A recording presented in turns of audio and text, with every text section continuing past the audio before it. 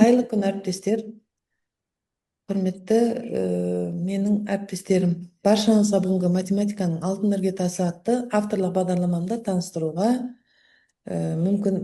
мүмкіндігі туындаған үшін сіздерге алғыс айтамын. Бүгін мен өз іс тәжірибеммен бөлісе отырып, бастауыш сыныпта математикалық қабілетті қалыптастырудың тиімді жолдары туралы айтамын. Жалғастырамын ба?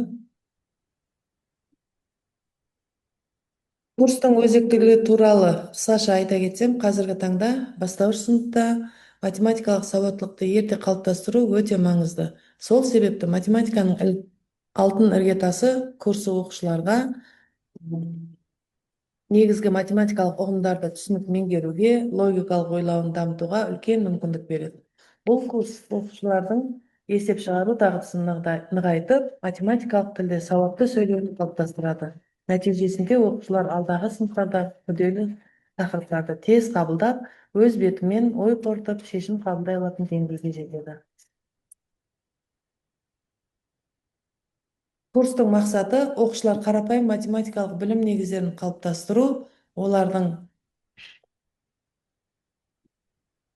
есеп шығару, ой қорытынды жасау, логикалық ойлау дағдыларын дамыту және математика пәніне қызығушылығын арттыру.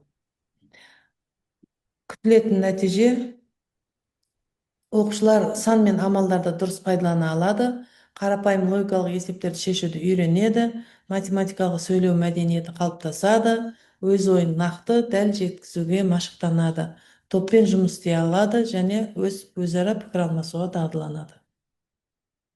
Екі таңбалы сандар тұрақты мазмұндық бөліміне менде 6 бөлімнен тұрады. Бірінші бөлім екі таңбалы сандар, оған 5 сағат бөлінген. Екі таңбалы сандар толық ондықтармен санауға 1 сағат, екі таңбалы сандарды құрастыру және өрнектеуге 1 сағат, екі таңбалы сандардың ондық құрамына 1 сағат бөлінген. Екі таңбалы сандардың разрядтық құрамына 1 сағат, қорытынды бақылауға 1 сағат. Екінші бөлім сандық амалдардың қыр-сыры 10 сағат.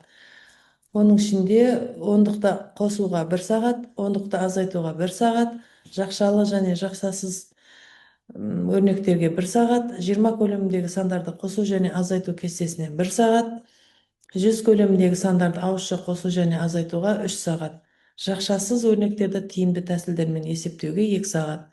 Бөлім соңында қорытынды бақылау. Үшінші бөлім өлшем бірліктеріне 5 сағат бөлінген. Бірінші өлшеу құралдарына 1 сағат, метрге 1 сағат, центнерге 1 сағат, шамалар мен амалдар орындауға 1 сағат, 5-ші сабаққа қорытынды бақылауға 1 сағат бөлінген.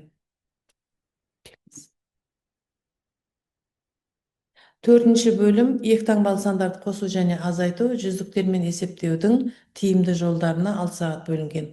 Екі таңбалы сандарды разрядтан қосу және азайтуға 1 сағат, 100-ге дейін санау 1 сағат, жүздіктерді санау, қосу және азайтуға 1 сағат, сандар тізбегі есептеудің тиімді жолдарына 1 сағат. 6-шы сабақ қорытынды бақылауға 1 сағат. Шамаларға 4 сағат, рим цифрлар мен сандарды өрнектеу 1 сағат, уақыт пен тәулікке 1 сағат, шамаларға 1 сағат және соңында қорытынды бақылау. Соңғы бөлім геометриялық фигуралар, периметр мен аудан ұғымдары, оған 4 сағат бөлінген. Бұрыш түрлері 1 сабақ, оның ішінде 3 бұрыш, 4 бұрыш, шаршының периметрі. Геометриялық фигураларды өрнектеуге 1 сағат, геометриялық мазмұндағы есептерді шығаруға 1 сағат. 4-ші сабақ қорытынды бақылау. Осымен менің бүгінгі авторлық бағдарламамды таныстыруым аяқталды. Осы курстың мақсаты бастауыш сынып оқушыларының математикалық қабілетін жүйелі қалыптастыру, логикалық ойлауын дамыту және математика қызығушылықтарын арттыру болып табылады. Сіздерге назар аударғандарыңыз үшін көп рахмет айтам. Маған қоятын сұрақтарыңыз болса, қоюларыңызға сіздерге жауап беруге дайын.